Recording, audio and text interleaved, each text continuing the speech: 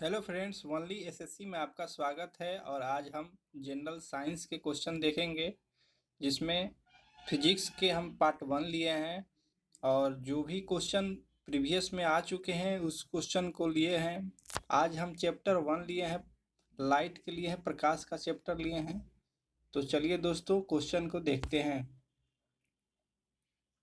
पहला क्वेश्चन है कि त्रिविमीय चित्र किसके द्वारा लिया जाता है, यानी 3 डायमेंशन जो चित्र होता है वो किसके द्वारा लिया जाता है। होलोग्राफी के द्वारा वो चित्र लिया जाता है। और दूसरा क्वेश्चन देखते हैं। दूसरा क्वेश्चन है, फोटोग्राफी में उपयोगी तत्व है। फोटोग्राफी में क्या उपयोगी तत्व होता है, वो है सिल्वर ब्रोमाइड। और तीसरा क्वेश्चन चलते हैं दोस्तों, फोटोग्राफी में प्रयोग होता है क्या, ऑक्जेलिक अम्ल होता है प्रयोग। चौथा क्वेश्चन है, कार में दृश्यावलोकन के लिए प्रकाश के शीशे का प्रयोग होता है, यानी कार में जो हमारे बैक साइड में जो मिरर होता है, जो शीशा होता है, उसको पीछे के जो भी गाड़ी आते हैं उसको देखने के लिए कौन से मिरर का यूज होता है, यानी दर्पण का यूज होता है। तो वो होता है उत्तल दर्पण का। पांचवें क्वेश्चन को देखते हैं दोस्तों, जब दो समतल दर्पण के बीच कोई वस्तु रख दी जाती है तो बनने वाले प्रतिबिंबों की संख्या होती है। जब कोई भी दो दो मिरर रख देते हैं आमने सामने, उसके बीच में कोई वस्तु रख दिया जाए तो वो बनता है अनंत, उसका प्रतिबिंब। छठा क्वेश्चन है, अस्त होते वक्त सूर्य लाल दिखाई देता है, क्यों। प्रकाश के प्रकीर्णन के कारण। प्रकाश के प्रकीर्णन हम समझ सकते हैं कि जिसका तरंग दैर्ध्य कम होता है उसका प्रकीर्णन ज़्यादा होता है, और जिसका जिसका तरंग दैर्ध्य ज़्यादा होता है उसका प्रकीर्णन कम होता है। तरंग दैर्ध्य सबसे कम किसका होता है, तो हम यहाँ पे देख रहे हैं कि जब भी प्रकाश का ये सूर्य अस्त होते में लाल दिखाई देता है, यानी कि रेड कलर का तरंग दैर्ध्य कम होता है। चलिए दोस्तों, आगे क्वेश्चन देखते हैं हम। धूप से बचने के लिए छाते का कौन सा रंग समायोजित उचित होता है। मतलब ये है कि छाते जो हम लोग यूज करते हैं उसके धूप से बचने के लिए कौन से समायोजन उचित होता है, मतलब कि उसके कौन सा कपड़ा रहेगा तो ये छाते को अच्छा रहेगा धूप से बचने के लिए। तो ऊपर सफ़ेद भाग रहेगा और नीचे ब्लैक। चूंकि ऊपर सफ़ेद रहेगा तो ये जो है कि प्रकाश को परावर्तित कर देता है। धूप जो भी आएगा छाते के ऊपर वो परावर्तित हो जाएगा, और नीचे जो काला रहेगा तो उससे आपका वो हो जाएगा, ऑब्जर्व कर जाएगा। खतरे के संकेत के लिए दूसरा क्वेश्चन है, खतरे के संकेतों के लिए लाल प्रकाश का प्रयोग किया जाता है, क्योंकि इसका प्रकीर्णन सबसे कम होता है। तीसरा क्वेश्चन देखते हैं, हीरा चमकदार दिखाई देता है, क्यों। क्योंकि सामूहिक आंतरिक परावर्तन के कारण। सामूहिक आंतरिक परावर्तन को हम लोग इसको पूर्ण आंतरिक परावर्तन भी पढ़ सकते हैं। चलिए दोस्तों, अगले क्वेश्चन देखते हैं। लेजर बीम का उपयोग होता है आँख की चिकित्सा में, मतलब आँख बनाने में लेजर बीम का उपयोग होता है। प्रकाश का रंग निर्भर करता है ताप तथा परावर्तन पर। जो भी प्रकाश का रंग डिपेंड होता है वो किस पे, टेम्परेचर और रिफ्लेक्शन पर। जब प्रकाश एक माध्यम से दूसरे माध्यम में जाता है तो अपवर्तित रहता है, क्या आवर्ती। जो भी प्रकाश एक माध्यम से दूसरे माध्यम में जाते हैं तो आवृत्ति उसके अपवर्तित हो जाता है, मतलब चेंज हो जाता है। मृग तृष्णा उदाहरण है पूर्ण आंतरिक परिवर्तन का। मृग तृष्ण रेगिस्तान में पाए जाने वाले एक भ्रम होता है, जो कि मतलब कि ये गर्मी के दिनों में देखने को मिलता है। दृश्य प्रकाश। चलिए दोस्तों, दूसरा क्वेश्चन देखते हैं। दृश्य प्रकाश का तरंग दैर्ध्य प्रसार होता है, मतलब कि दृश्य प्रकाश जितना देखने का प्रकाश का तरंग दैर्ध्य प्रसार होता है 250 से 850 नैनोमीटर। ये क्वेश्चन दोस्तों सभी आए हुए क्वेश्चन है, इसको आप बहुत ध्यान से देखिएगा। इस प्रकार के विकिरण में सर्वाधिक ऊर्जा होती है इंफ्रारेड। इंफ्रारेड में क्या होती है, सबसे ज्यादा ऊर्जा विकिरण में होती है। इसको हम लोग क्या कहते हैं, अवरक्त किरणें भी कहते हैं। कौन सा, दूसरा क्वेश्चन है, कौन सा कांच पराबैंगनी किरणों को विच्छेदित कर देता है। कृष्ण कांच जो है कि पराबैंगनी किरणों को विच्छेदित कर देता है, जो इसमें ये पाया जाता है धूप के चश्मे में प्रयुक्त होता है।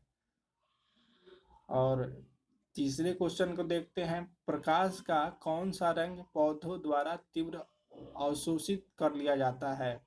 नीला और लाल। क्लोरोफिल क्लोरोफिल द्वारा अवशोषित हो जाता है पौधों में। ये पूछ रहा है क्वेश्चन की पौधों द्वारा तीव्र अवशोषक मतलब कि कौन ऑब्जर्व कर लेता है पौधा, वो है नीला और लाल कलर को ऑब्जर्व कर लेता है। ये किसके द्वारा होता है, क्लोरोफिल द्वारा अवशोषित होता है। चलिए दोस्तों अब चलते हैं दूसरे क्वेश्चन की ओर। समुद्र नीला प्रतीत होता है, मतलब समुद्र नीला क्यों दिखता है, किसके कारण। ये क्वेश्चन आ सकता है, ये आया हुआ क्वेश्चन है। ये होता है प्रकाश के परावर्तन के कारण, यानी रिफ्लेक्शन के कारण ये होता है। जो जल के कणों द्वारा प्रकाश के प्रकीर्णन के कारण, मतलब जल के जो कण होता है वो प्रकाश के प्रकीर्णन के कारण होता है। दूरदृष्टि दोष के निवारण के लिए काम में लेते हैं, मतलब जिसको दूर की वस्तु स्पष्ट रूप से दिखाई दे उसको क्या कहते हैं हम लोग, दूरदृष्टि दोष। और नजदीक के चीजों को नहीं देख पाता है उसको क्या कहते हैं, उसको हम लोग क्या कहते हैं, दूर, नजदीक को नहीं स्पष्ट दिखाई देता है और दूर को स्पष्ट उसको दिखाई दे जाता है, तो हम लोग क्या कहते हैं, दूरदृष्टि दोष। तो उसके लिए हम लोग क्या यूज करेंगे, उत्तल लेंस।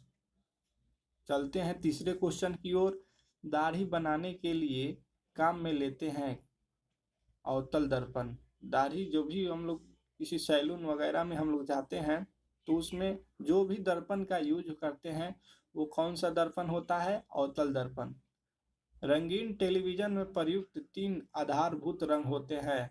कलर टीवी में जो भी ये 3 कलर ही रहते हैं वो कौन कौन होते हैं, लाल, हरा और नीला। ये इसको हम लोग प्राइमरी कलर या प्राथमिक रंग कहते हैं।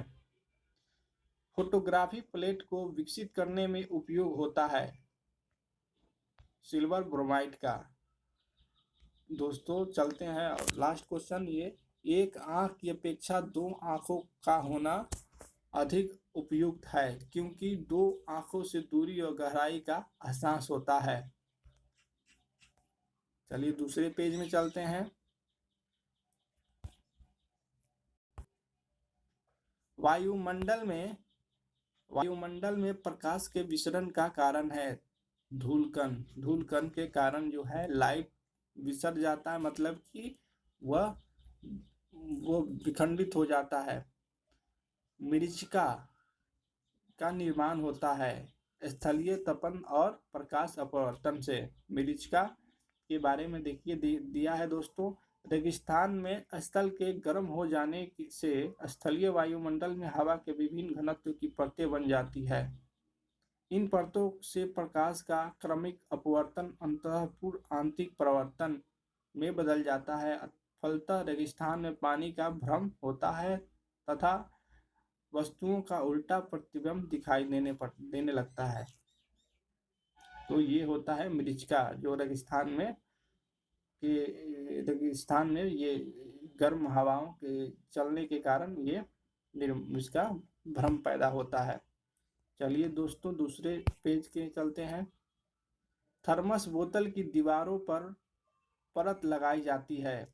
सिल्वर की परत होती है, रजत जिसको पढ़ते हैं सिल्वर को, क्योंकि ये पानी को जल्दी गर्म या ठंडा होने से रोकता है।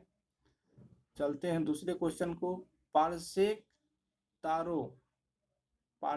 तारों संबंधी दूरी के नापने का मात्रक है।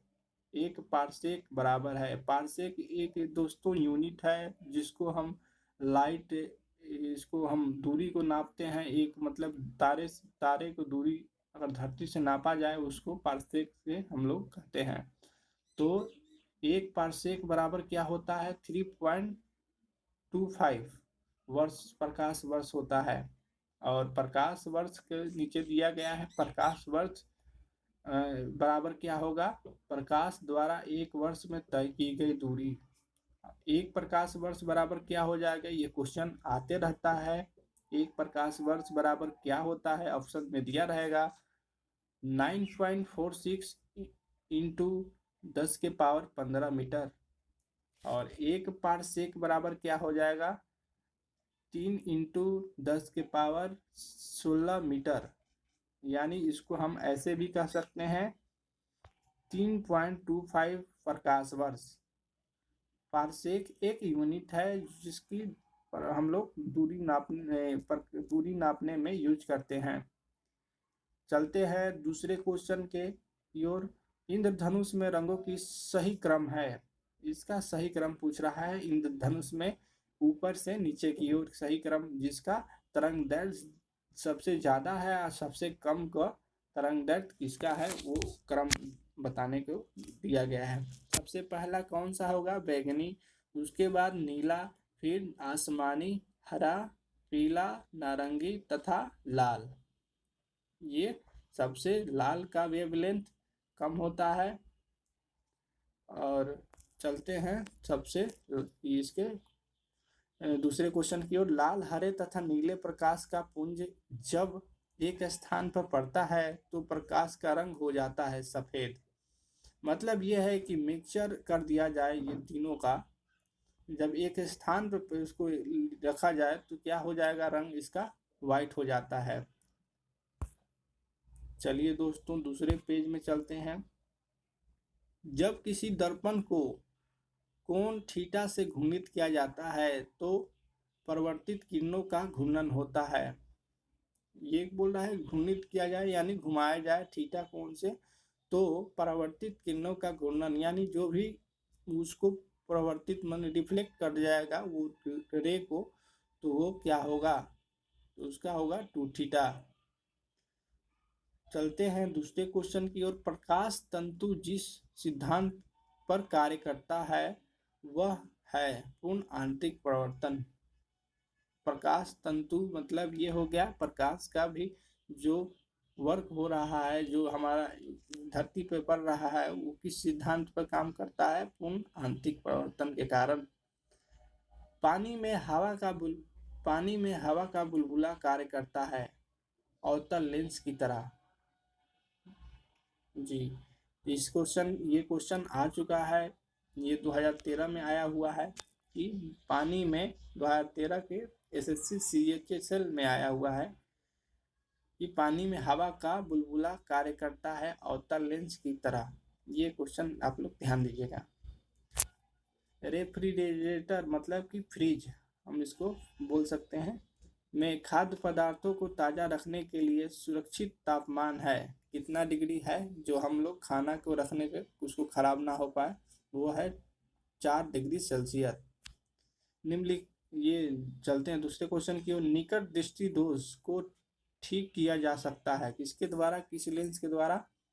जो निकट के वस्तु को स्पष्ट रूप से देख सके वह व्यक्ति निकट दृष्टि दोष से पीड़ित होता है, और दूर की वस्तु उसको नहीं दिखाई देता है तो उसको क्या कहते हैं? निकट दृष्टि दोष। तो अवतल लेंस द्वारा उसको अच्छा किया जाता है, उसको अवतल लेंस के चश्मा द्वारा उसको रोग को ठीक किया जाता है। कार चलाते समय पीछे के यातायात को देखने के लिए प्रयोग करते हैं उत्तल लेंस। ये क्वेश्चन पीछे भी दिया गया था। कार के बैक साइड में जो भी मिरर होता है वो उत्तल लेंस का बना होता है जिससे पीछे की वस्तु को दिखाई देता है छोटे अवस्था में। चलिए दोस्तों दूसरे पेज में चलते हैं। आकाश नीला प्रतीत होता है क्योंकि वातावरण के के वायु कण सूर्य की किरणों की विकिरणित करते हैं। मतलब ये है कि आकाश नीला प्रतीत होता है, क्यों, ये पूछ रहा है क्वेश्चन। तो ये है इसका कि सूर्य की किरणों में कम तरंग दैर्ध्य वाली बैंगनी और नीली किरणों का प्रकीर्णन धूल कणों के कारण सर्वाधिक होता है, अतः आकाश नीला दिखाई देता है। यानी कहने का मतलब है कि जिसका तरंग दैर्ध्य सबसे अधिक होता है उसको वो कर देता है, और धूल कण का के कारण सर्वाधिक इसका प्रकीर्णन हो जाता है। चलते हैं दूसरे क्वेश्चन की ओर।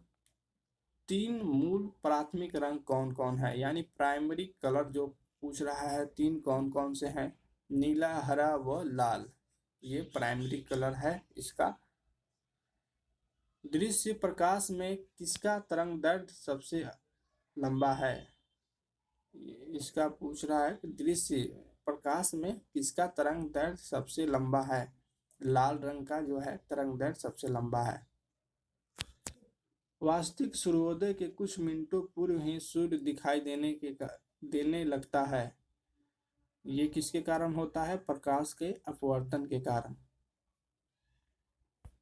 चलिए दोस्तों अगले क्वेश्चन की ओर देखते हैं। वास्तविक सूर्योदय के कुछ मिनटों पूर्व ही सूर्य दिखाई देने लगता है प्रकाश के अपवर्तन के कारण, ये कभी क्वेश्चन किए हैं। दूसरे क्वेश्चन के दूरदृष्टि दोष के पीड़ित व्यक्ति को कठिनाई होती है पास की वस्तु देखने में, ये क्वेश्चन को हमने बताया था पीछे ही। चलिए दोस्तों, प्रकाश की गति होती है, लाइट का कितना मोशन होता है ये पूछ रहा है, 3 × 10⁸ मीटर सेंटीमीटर, ये 3 × 10⁸ मीटर होता है इसका मोशन प्रकाश का। 2 समतल दर्पण एक दूसरे से किसी कोण पर नत है। एक प्रकाश की किरण एक दर्पण से समांतर चलकर 2 परावर्तन के बाद दूसरे दर्पण के समानांतर हो जाती है। दर्पण के बीच का कोण है कितना डिग्री, 7 डिग्री। और चलिए तीसरे क्वेश्चन की ओर। पूर्ण सूर्य ग्रहण के दौरान सूर्य के सीधे दिखने से आंखों को क्षति पहुंचाने वाला कारक है अल्ट्रावायलेट प्रकाश। चलिए दोस्तों क्वेश्चन इतना ही है आज के लिए। Thank you for watching. और इसमें हम पार्ट 1 कवर किए हैं फिजिक्स के, और पार्ट 2 जो भी इम्पोर्टेंट क्वेश्चन होगा फिजिक्स के पार्ट 2 में चैप्टर वाइज हमने क्वेश्चन करवाने की कोशिश कर रहे हैं। और इसमें आप लोगों को सभी फिजिक्स के चैप्टर को कवर किया जाएगा, और इसी तरह साइंस के टोटल चैप्टर हम लोग चैप्टर वाइज कवर करेंगे ताकि हम लोगों को समझने में काफ़ी आसानी हो सके। वीडियो देखने के लिए बहुत बहुत धन्यवाद। कृपया आप इसे लाइक और सब्सक्राइब करना ना भूलें।